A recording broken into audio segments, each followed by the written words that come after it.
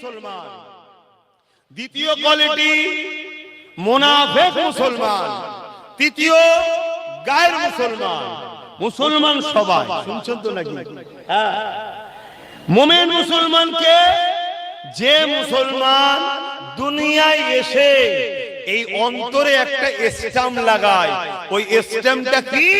লা ইলাহা ইল্লাল্লাহ মুহাম্মাদুর রাসূলুল্লাহ, আল্লাহ के सिवा दूसरा कोई माबूद ही नहीं, अल्लाह के सिवा दूसरा कोई माबूद ही नहीं, একমাত্র মালিক মাবুদ হলেন একজন আল্লাহ। এটা এখান থেকে বিশ্বাস করে নিওয়া। দ্বিতীয় নম্বর হলো মুহাম্মদ রাসূলুল্লাহকে রাসূল জেনে জানের থেকে বেশি ভালোবেসে আদবের সঙ্গে এখান থেকে মেনে নেওয়া। এই স্ট্যাম্পটা যে লাগায় সে জান্নাতে যাবার ভিসা পেল।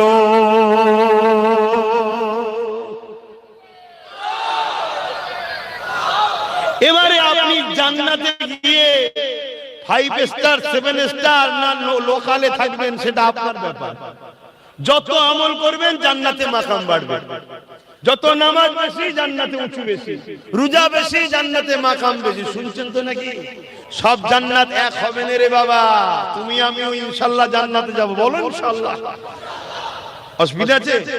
আল্লাহ বলেছে যে আমার উপরে আশা করে আমি তাকে নিরাশ করি, তাহলে আশা করবে না কেন?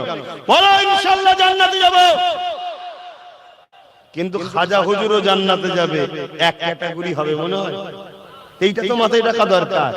তিনি কত ভিআইপি, হ্যাঁ, তার জন্যই ভারতবর্ষে ইসলাম এসেছে। তাহলে এক হয়, আর আমাদের জন্য ইসলামের ক্ষতি হচ্ছে, তাহলে কি করে এক হয়? কিন্তু জান্নাত যেতে গেলে দুনিয়ার এক দেশ থেকে আরেক দেশে যেতে গেলে ভিসা লাগে না লাগে না? যত বড়ই ভিআইপি হোক ভিসা লাগবে না লাগবে না? এই মানুষটা হলো পাসপোর্ট, দুনিয়াটা হলো ভিসা অফিস। এই ভিসা অফিসের পেজ অন্তরে কলেমার স্ট্যাম্প লাগাতে হবে, এটা হলো ভিসা অফিস দুনিয়া। তাহলে তুমি এবার এন্ট্রি হলে, এবার তোমাকে ইহরাম নিয়ে যেতে হবে, জামা কাপড় নিয়ে যেতে হবে, তবে তো আরবে যাবে, উমরা করবে, আর করবে, সব কাজ আছে। কি যত তুমি সেজে গুজে যাবে, যত ব্যাগ ভর্তি করে নিয়ে যাবে, যত তোমার নিরাপদ ওখানে হবে, আরো ভালো ভালো পজিশন তুমি পাবে। ডলার থেকে বা রিয়াল যত বেশি নিয়ে যাবে, তত বেশি তুমি কেনাকাটা করতে পারবে। বুঝাবার জন্য বলছি। দুনিয়ায় ঈমান আনার পরে যত ভালো কাজ করবে, নামাজ রোজা দাড়ি টুপি হজ যাকাত দান খায়রাত, যত ভালো কাজ করবে তত তোমার জান্নাতে মাকাম বাড়বে। কিন্তু জান্নাত যেতে গেলে প্রথম কি লাগবে? ঈমান। ঈমান ঈমান ঈমান কি? নবীর প্রেম ও আদব। কথা বুঝে আসছে?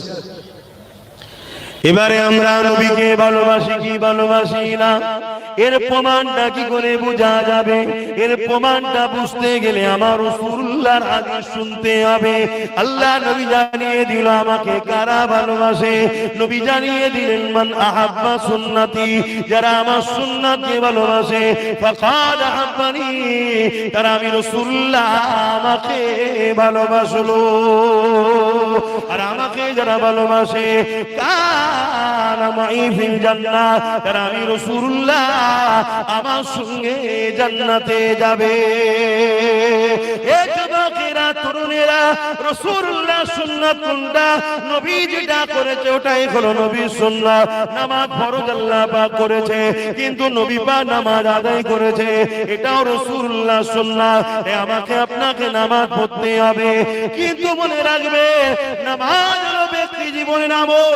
আমি আপনি নামাজ পড়েছি, এটা আমার কল্যাণ আপনার কল্যাণ। যে নামাজ পড়েনি তার কোনো উপকার হবে? জোরে বলুন। যে নামাজ পড়েনি আমি পড়েছি, ও না পড়ার জন্য আমার কোনো ক্ষতি হবে না, এটা ব্যক্তিগত আমল।